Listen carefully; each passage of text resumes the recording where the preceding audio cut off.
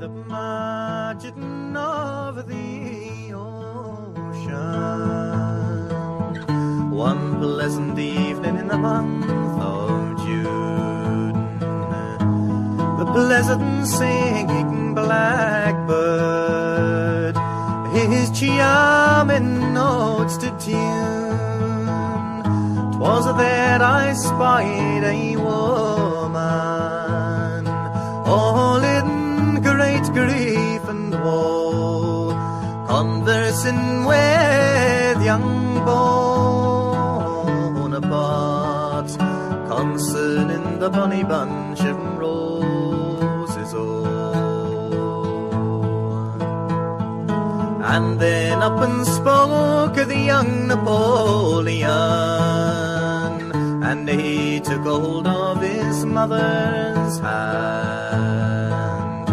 Oh, mother dear, be patient, and soon I will take command.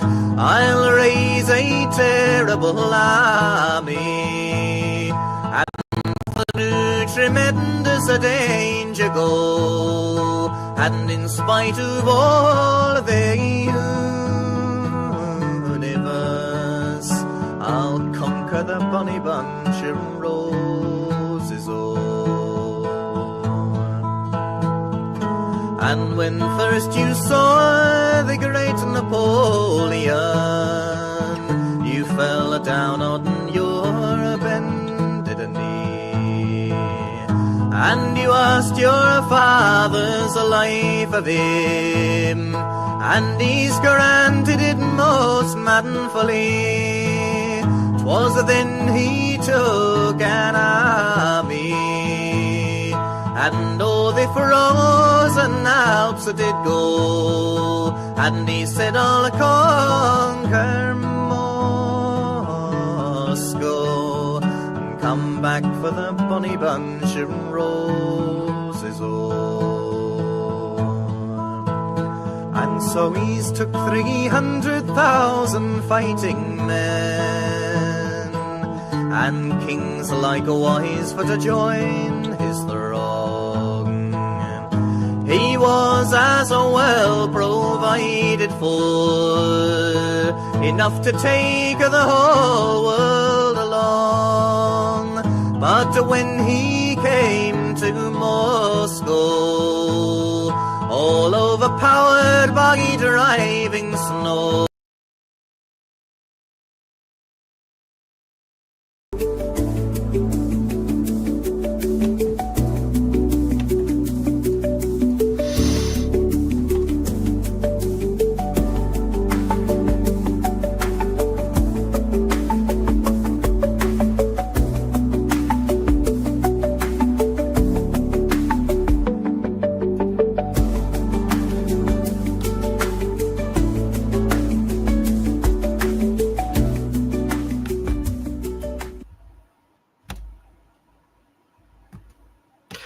All right, false alarm there with the countdown. I thought I was, maybe I was too quick on the draw there with the different buttons and things. But here we are. I'm John Coleman from ApocatastasisInstitute for the Humanities, an alternative college and high school here on New Milford, Connecticut, USA. The purpose of this broadcast and recording is to get in day 286 of the project, which is our unified curricula here at the college. And this synchronized reading of poetry, history, literature, and philosophy is available at different levels, whilst marvelously keeping all of our enrolled students, our monthly students, our distance students, our alumni, the whole community of the Institute, in a sense, topically throughout the year on the same page. This is one of the great geniuses here at Apocatastasis, this integrated, synchronized learning. We call this the project, and you can join us and freely download the text we're using on this series by using the link below. With that being seen, let's get a little bit of background music on. The opening song, if you didn't guess, was the Bonnie Bunch of Roses. And that was the closest thing I had to a nationalistic song. speaking about Great Britain and France during the Napoleonic Wars, which we went through a few weeks ago. But here we'll get much lighter listening. I need to upload all sorts of kind of laid back flute music and piano music. But for the time being, let's just do our sunny mornings. That's always a popular background piece. Check the volume. Okay. That'll do very nicely. Okay, so our first order of business is just one announcement concerning the Institute. We're going to get into a poem related to nationalism, and we will go from there. We'll jump into our H.G. Wells text, and then get into an article looking at just some bullet points about nationalism, which of course is the ordre du jour of the 19th and I dare say the 20th century. Though by the 20th century, at different times in different parts of the world, there's a certain souring which happens. And I don't know what happened, speaking of happenings, occasionally these computers act up, and both of mine have been acting up. I might even drop out, as it happened the other day. For some reason, this thing is restarting. It might be the humidity. But another strange thing is the background, which I prefer to be yellow, not black, is reset. This occasionally happens. In fact, when I turn this on, I didn't even have my green. I had a gray, kind of a generic gray. So go figure. But I guess we'll make do here. These computers are very cantankerous. Here we go. The foci for today are our music and theater works at the Institute. And in particular, myself is available for different presentations involving music, musical evenings, concerts, as well as one man acting evenings, with different characters from history and different topics and things of that more artistic genre. And so I have a few examples here, and hope to expand this as time allows. There's some examples of in this case, some music here. There's some examples and some possible concert pieces. All right. Good for libraries, bookstores, schools, indeed, for assemblies and all sorts of things of that nature. History societies, bar mitzvahs, confirmations. All right. So that's our music and theater work. And I don't know, maybe we'll see. Maybe we'll run Busking Dante again. It's been a few years since that, since we've trekked down to the city. Of course, COVID and things intervened. All right, our poem here, looking at nationalism, is at the tune of Robert the Bruce, Dunfermline Abbey, Dunfermline Abbey, by Ian Olson. At the tomb of Robert the Bruce, Dunfermline Abbey. Robert the Bruce, of course, being, what would you call it, a patriarch of Scotland, subject of Hollywood movies in the 90s, horribly executed, far more gross and grotesque than Mr. Gibson let on. Anyhow. In any other country, your tomb would have been worn smooth by our devotions. But here the notice says, please do not touch. They should have left your heart in Andalusia. Now, this is supposing that you know the afterlife of Robert the Bruce's, of Robert the Bruce. Yes. Okay. Excuse me. Robert the Bruce. Yes, he was in the Braveheart film. That was William Wallace, who was, of course, the feature of Mel Gibson. Tripping over my historical characters. Yes. Okay. That actually helps me out quite a bit because I was second guessing something, but yes. So Robert the Bruce eventually becomes the first king of Scotland, or a revivified Scotland, or renewed Scotland, or a new dynasty, somewhat English free. And he dies, as all men must. And Robert the Bruce, not William Wallace, mea culpa, Robert the Bruce, sometimes lieutenant of William Wallace, he decided to go on crusade in Spain. This is a famous story, and it's a great story to remember and to teach little boys and little girls.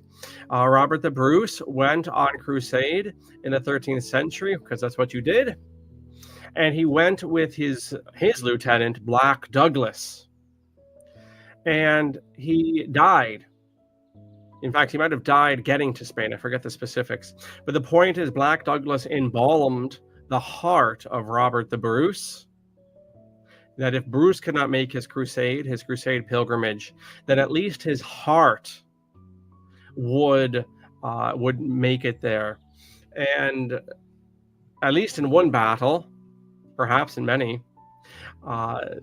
Robert the Bruce's heart was thrown like a football or a baseball by Black Douglas, who was commanding the contingent of Scottish soldiers against the Muslims. It was thrown, behind the Muslims, in a sense, like follow the heart of your king, Scotsman, and became a rallying cry, a rallying trophy. The heart of Robert the Bruce, which I believe, as this poem indicates, survives under a perfectly British bureaucracy to this day. Please do not touch. In any other country, your tomb would have been worn smooth by our devotions. But here in Scotland, the notice says, please do not touch. They should have left your heart in Andalusia. Nice little limerick there. And a nice little story as well. But anyway, nationalism. That's our focus, and that's what came up when I typed in nationalistic poems. And I'll take it. A little self-critical of that one, but we could all use some of that. Okay, so now I'm going to change the camera here, and we're going to get into H.G. Wells. Now, Wells has repeatedly talked about nationalism thus far in our study of the outline of history, which you can freely access on our project site. And it is this growing religion, basically, in the 19th century, although it is more fanciful than other religions, because the men know the mythology is altogether out of whole cloth, or at least the state trappings of it. The thing itself seems to be a genuine spirit that's rising. All right. And you know what? In a world that we spoke about last class, a world of Darwinism, a world of the Industrial Revolution, a world of the Congress of Vienna, you know what? Maybe something as solid as a nation is something you can sink your teeth into and gives you a sense of stability when everything else, including, it would seem, God and God's creation with Darwinism, seems to be up in the air and up for question. As millions are being relocated around the world, you think that's new? You think those Soros migrant caravans are new? No, dude, that's been going on, for 300 years in the West.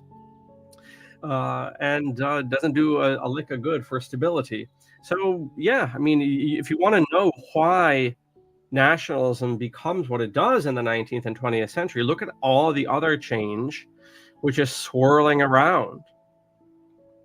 And also, as I indicated before, I think when I spoke about the Battle of Valmy in 1792, during the French Revolution, this make or break battle that not only would decide the future of the National Assembly's control of France, but also showed for the first time in a resounding way that the model of the levée en masse, the conscription model, was a superior model to small mercenary armies of professionals. And this is a moderate turning point in military history, the Battle of Valmy. And as I said at that time, we need to check, shall we say, our time in history.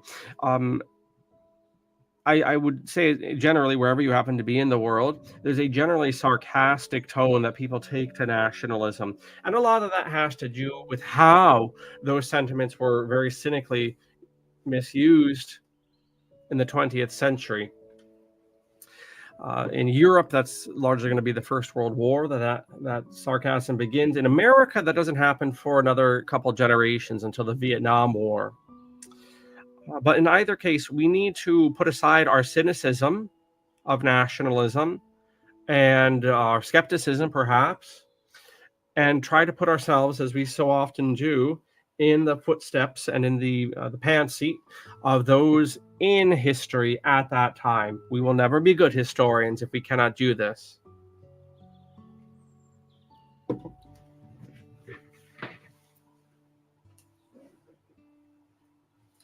All right.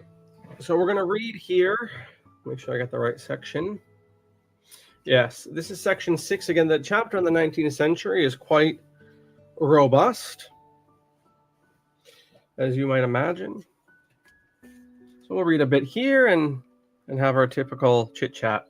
By the way, here's a ApocatastasisI's bookmark, and I had these made a couple of years ago for our summer solstice hike with Litchfield County naturists. And tomorrow, as of this broadcast, tomorrow we have our hike up in New York there, and it's a great event. It's our biggest event of the year. Usually 30 or 40 people come out. So thank God this year we have good weather, and the weather hasn't kept me in a state of great anxiety as it did last year. As the last minute you had to pull the trigger. And in fact, we barely last year, we had a fine day of it, very hot, but by an hour or two, we missed a huge torrential storm, a storm which has, as I say, been threatening all week. And it's not fun being the guy that has to call rain dates and things like that, especially when people take off, because people take off for this event, weeks before, months before. Anyhow, that's tomorrow, so there won't be a class tomorrow on that account. We have already pointed out that there must be a natural political map of the world. That's interesting, a natural political map of the world, which gives the best possible geographical divisions for human administrations. Any other political division of the world than this natural political map will necessarily be a misfit and must produce stresses of hostility and insurrection, tending to shift boundaries in the direction indicated by this natural political map. That's a fascinating idea, that there is such a thing, that the peoples of the world have this invisible, almost spiritual boundary between them based on the qualities of soul and culture, I suppose, is a common soul.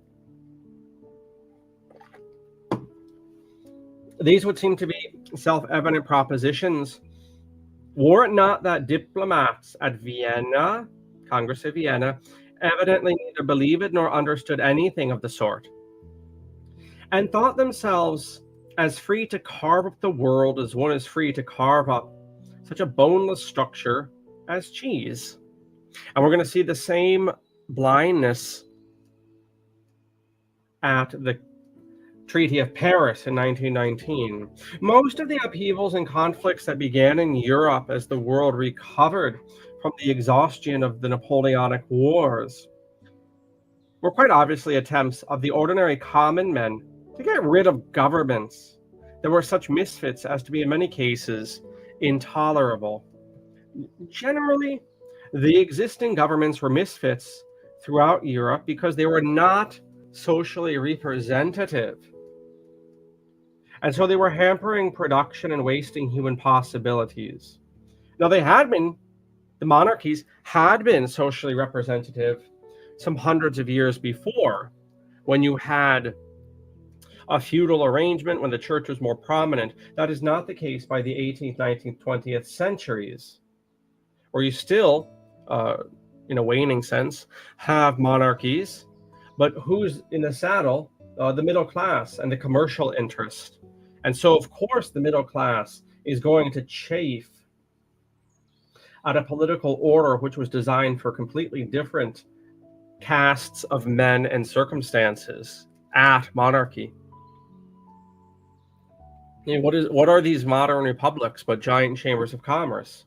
What are these legal systems but giant attempts to regulate commerce? Everything legal is commercial. Well, that's because the businessmen are the caste that have risen over the past few hundred years to be the leaders of society. Perhaps they will be deposed by tech priests, and those ones will be deposed. I mean, this is the wheel of fortune, to use a medieval expression.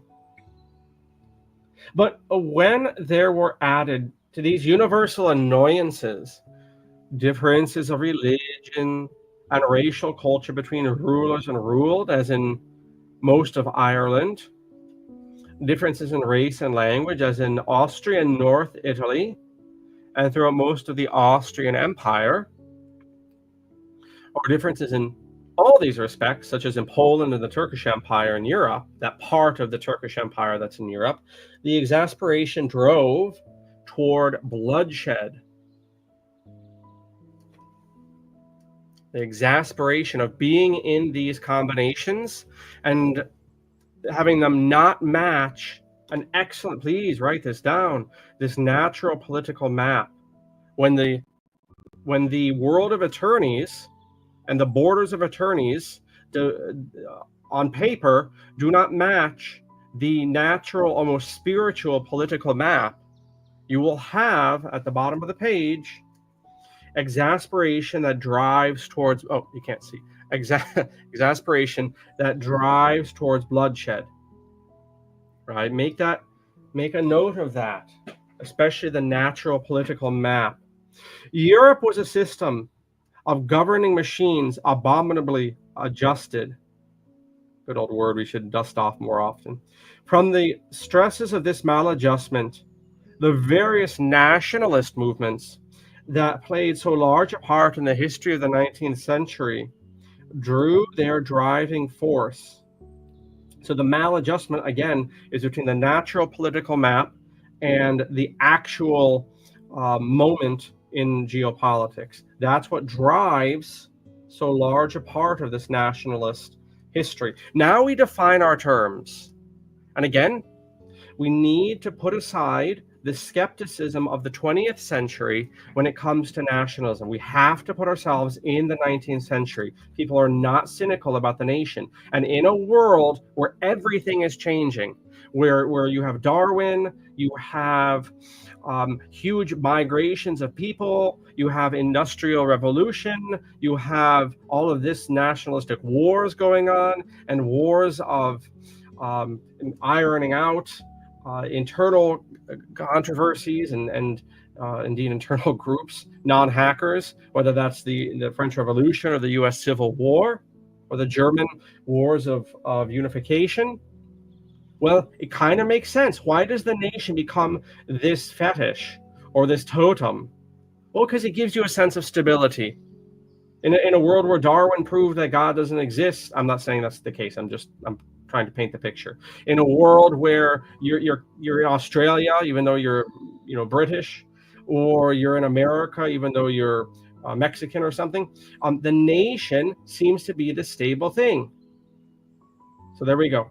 What is a nation? What is nationality?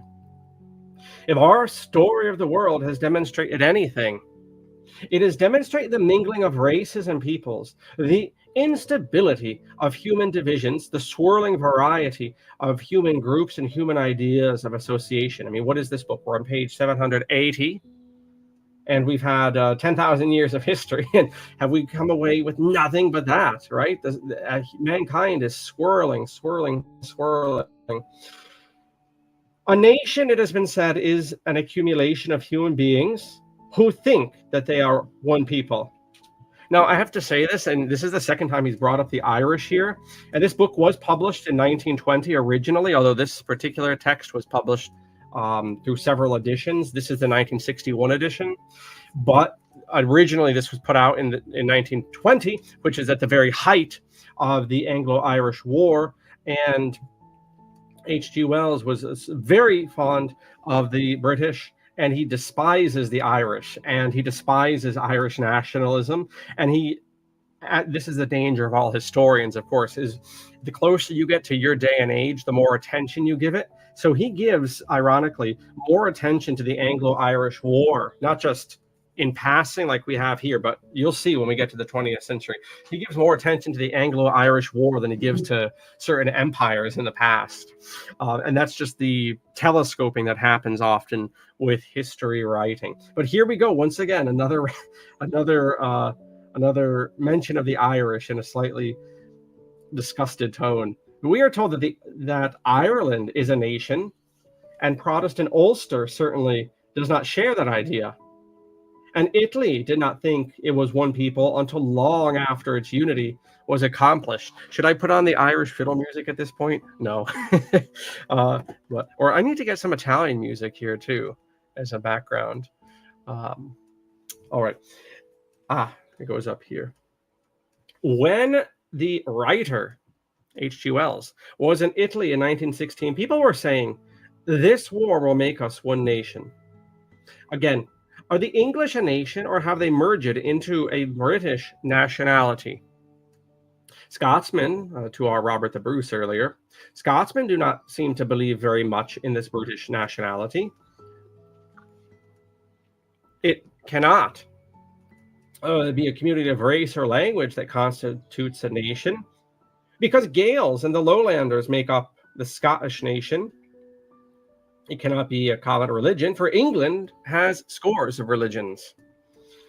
Nor a common literature, or why is Britain separated from the United States and the Argentine Republic from Spain?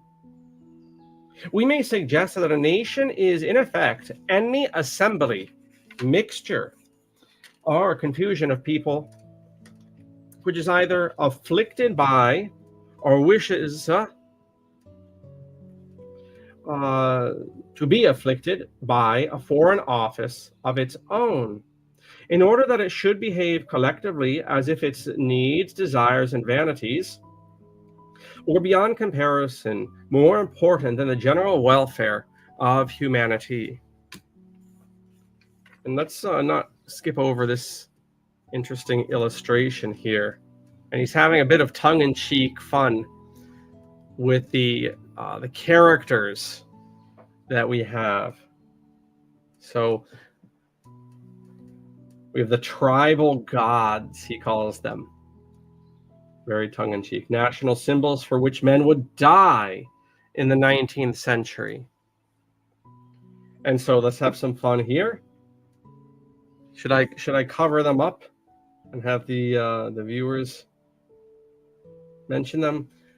Well, I think we should dust this off, because we don't necessarily, especially Americans, don't necessarily realize these mascots exist. So for England, we have John Bull, hence the bulldog, kind of a fat dude from My Fair Lady, Eliza's dad or whatever from My Fair Lady, right? That's John Bull, symbolizing England.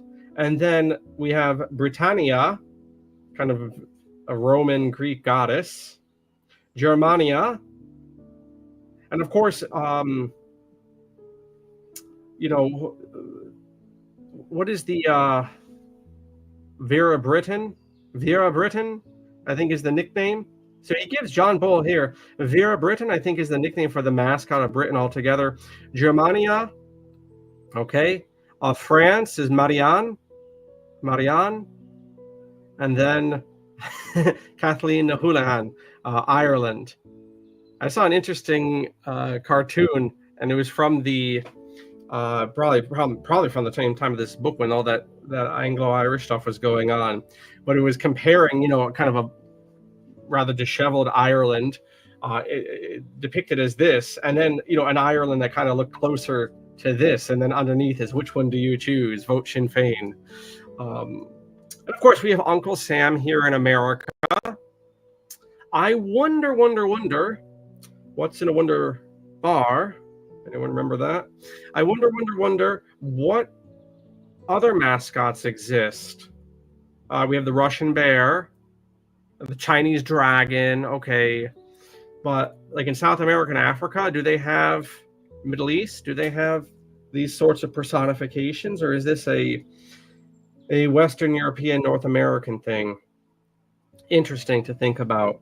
Also interesting to think about these characters as gods, tribal gods, Uncle Sam included, national symbols for which men would die in the 19th century.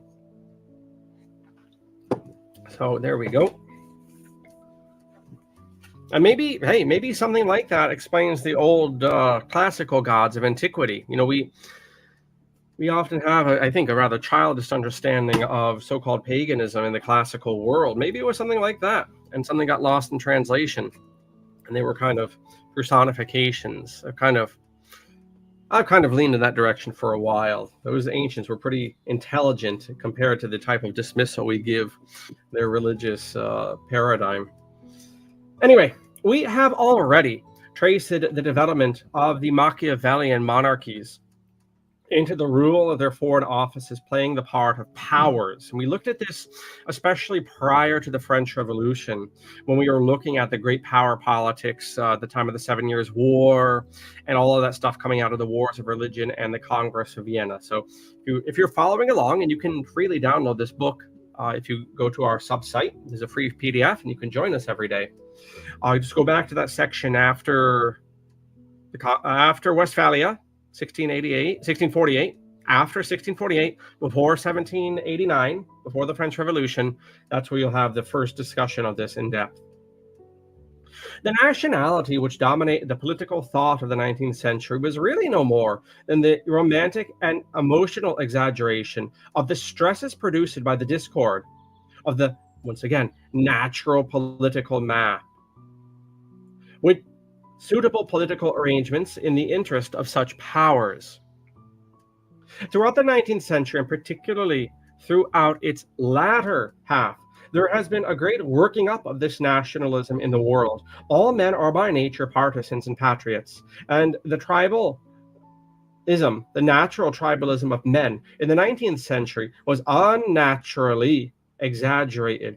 It was fretted and overstimulated and inflamed and forced into the nationalist mold. And part of that, in addition to the changes and people wanting to grab onto anything that seems stable, part of that also is modern communications, particularly newspapers in the 19th century. You don't go into your library. You are not a weirdo like me. You do not go out of your way to go and read the papers in the library for a certain time every couple of days. And we think of the newspaper as being very passé. You may as well listen to a ham radio. You may as well listen to smoke signals than a printed newspaper. But you have to understand the newspaper is the internet in the 19th century, and it is changing the way people believe, and that affects nationalism. Nationalism, also another thing, is the modern state school, which is rising in the 19th century. You can poo-poo the compulsory school, you can laud the compulsory school, but you can also do what the historian does, which is not to say something is good or bad. The historian doesn't care. That's philosophy. Something good or bad, start hearing someone say this is good or bad, you're not doing history. The historian is concerned about why the public school is created in the 19th century, for example. Could care less whether that's a good idea or a bad idea. That's another discussion. It's a worthwhile discussion. I had an hour-and-a-half discussion on our interview show, which you can check with David James Rodriguez. Show number 245, 246, 2 shows actually with him. And we're going to have many more, please God. And we had our opinions on modern school. As a historian, we don't need opinions on this stuff. Why is compulsory education brought about in the 19th century? Well, yeah, I mean, you could do the typical thing, and you're not wrong to do it, to say, well, they need factory workers and they need obedient minions and all this. That's not incorrect. But also, want to be fair, in the 19th century, this is the age of liberalism. The French Revolution is not going away. One of the emergency brakes on liberal government, capital L, coming out of the Enlightenment, voting, just think voting, parliaments, congresses, doyles, national assemblies.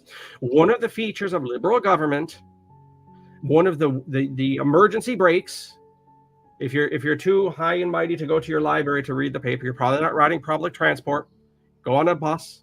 You're going to see there's an emergency brake. Go on a train. What was the emergency brake in the Enlightenment, in liberalism, to prevent the new liberal republics from becoming tyrannies like happened in the ancient world? Happened in the ancient world so often that Plato in 300 BC, even Plato in 300 BC in the Republic, is saying, like, the sun rises and that water is wet.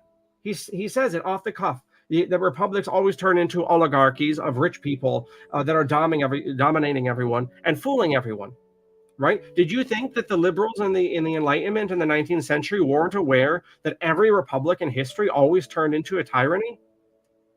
So what was the emergency brake that they engineered? It was the educated populace. So yes, why are compulsory schools created in the 19th century? Yeah, it's to get more pliant populations. That's fair, especially once you get to the 20th century. But as far as the state's concerned, you need to have a literate population, because the population is going to be the last hope against despotism and standing on a milk crate, grandstanding. The educated, agentic population, especially in the English language speaking world, that is the safety in terms of the engineers of modern republicanism. That is the safety valve, whatever simile you want. So nationalism is taught in schools. Why are there these schools? I kind of digress, but it's very appropriate, because the reason the states are creating all of these schools in the 19th century is also just within the philosophy of liberalism. You need an intelligent, literate population that is constantly reading the papers and constantly interacting with their leaders. Okay, so here we go. Nationalism was taught in schools, emphasized by newspapers, didn't I tell you? Preached and mocked and sung into men. It became a monstrous cant which darkened all human affairs. Men were brought to feel that they were as improper without a nationality as without their clothes in a crowded assembly. And then what constitutes the nation? I keep bringing this book up. You must read it. I keep recommending, and I did in a private conversation lately, the book by Victor Hugo, 93. Read, you can get it online. Just get it online on this Project Gutenberg. Read the opening chapters of 93, when the French Republican troops come across a woman and her children in the woods. And there's a very interesting discussion, speaking of nationality, what constitutes nationality? And the man from Paris who represents France, this abstract idea of France, and this woman, Michel Fléchard, represents Breton. And they have different dialects. And I suspect in the original French of that novel that the linguistic differences are way more pronounced. But that's another aspect of nationality, is that you have groups within your borders that maybe don't fit your idea of the nation, of what you consider the nation. That's a relatively small problem. In France, for example, that's a relatively big problem in America, where you have natives. How do you get them into your little nationalistic idea? There's a lot of hangnails. So Oriental peoples who had never heard of nationality, the concept, they've never even heard of nationality before, took to it as they took to the cigarettes and bowler hats of the West. India, a galaxy of contrasted races, religions, and cultures. Dravidian, Mongolian, Aryan, become a nation.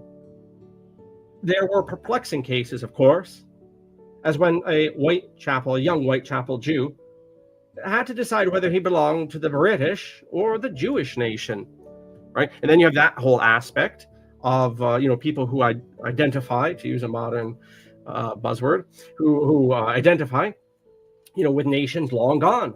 And then how do you revive nations long gone? Not just the Jews and their Zionism, Oh, that was one approach. I'm not going to get into the Bund right now, but yeah, I mean, the Irish are, basically, and if you were H.G. Wells, you would. Don't worry. Wait till we get to the Irish Anglo Civil War chapter. He is extremely dismissive of this. It doesn't really matter. Maybe he's busting the bounds of historical professionalism in that. But the Irish are another, right? I mean, these people have to envision a culture, and like the Jews, the Irish are able to kind of conjure up a nation and nationality. It's quite remarkable. And hey, this is something nowadays. I mean, this is just as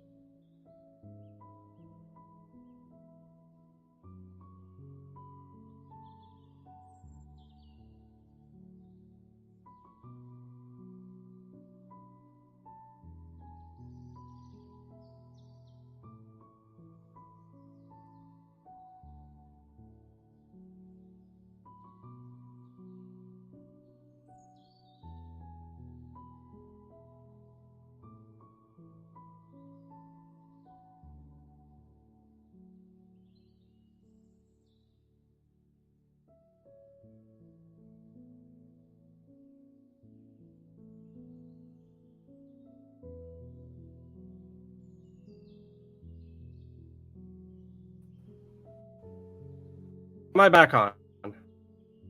I think I'm back on. I say Israel, Palestine, I get booted off. How do you like that?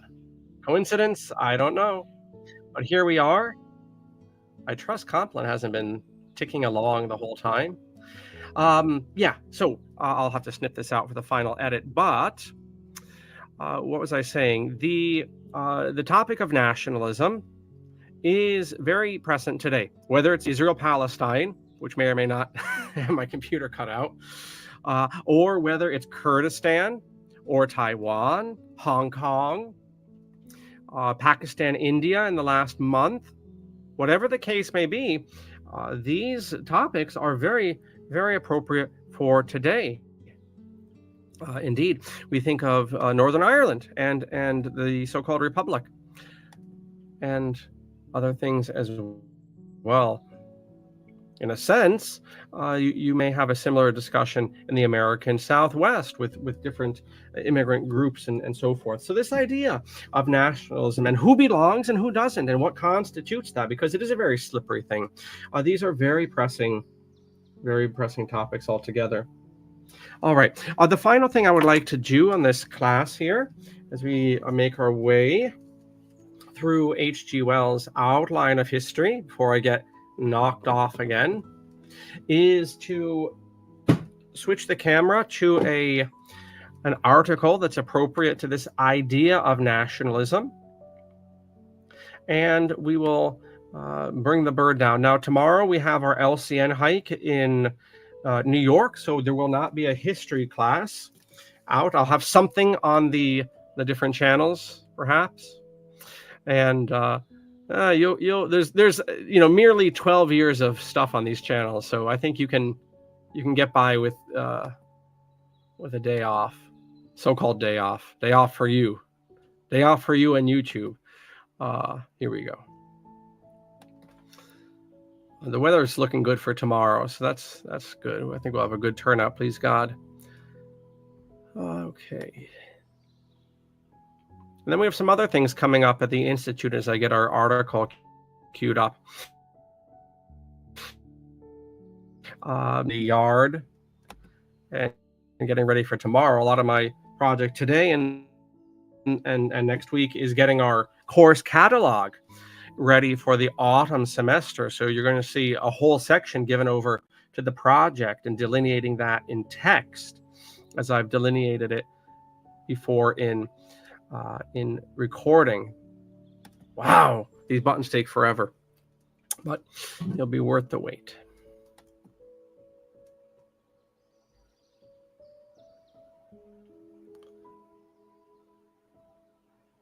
Usually when this happens, you can take it as a cue to clear off some old recordings and old PDFs and whatnot. So why is this not? There we go. There we go. It took 20 years, but it happened. Okay, just a few bullet points here, just to encompass things and summarize things. So the Industrial Revolution. The question here is nationalism in 19th century Europe, and what were some of the catalysts of that? So the Industrial Revolution fostered nationalist sentiments by creating economic disparities and social change within and between nations. So that's exactly what Wells is saying, that the external demarcations of peoples are not matching this natural political map, which is a term we learned today. Also, romantic ideals spread, emphasizing emotion, cultural identity, and shared heritage. Mass education and literacy increased awareness of national identity and history among the general population. And not just for state reasons did you have mass education, but also in a lot of the Protestant areas, there's a huge emphasis on reading because that's your closest access to God is through the Holy Bible.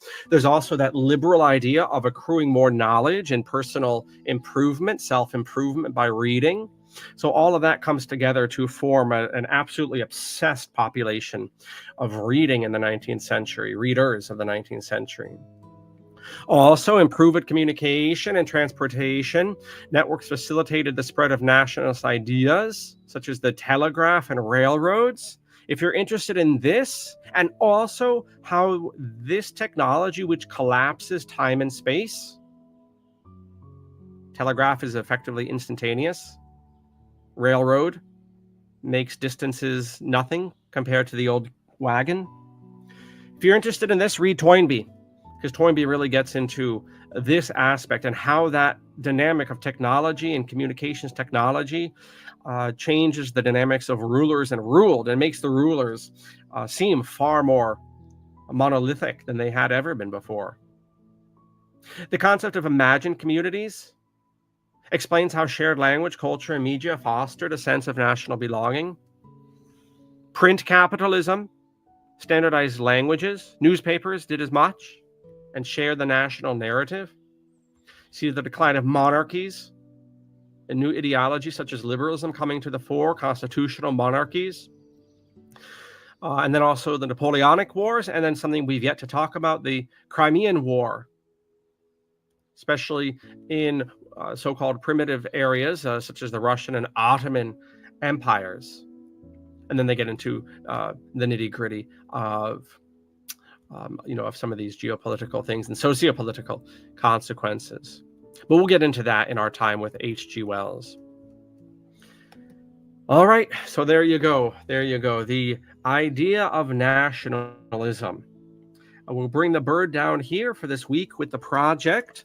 On Monday, we'll be back in the saddle with the World's Fairs, which are certainly appropriate to this whole idea of consciousness and group mass consciousness. We'll have some fun with some of the alternative theories about the World's Fairs, some of their strengths and weaknesses. We'll have to take a look at Howdy McCoskey's stuff. Good fella he is.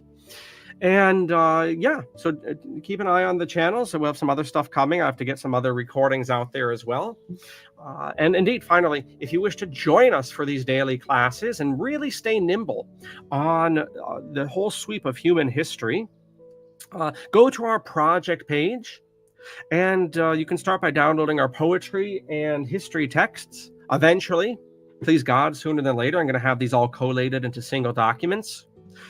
And eventually they'll be published as 4 different books with synchronized literature and philosophy readings for each day of the year. It's all coming together. It's all coming together, thank God. And thank you for hanging out here, and I'll catch you in class. Masalama.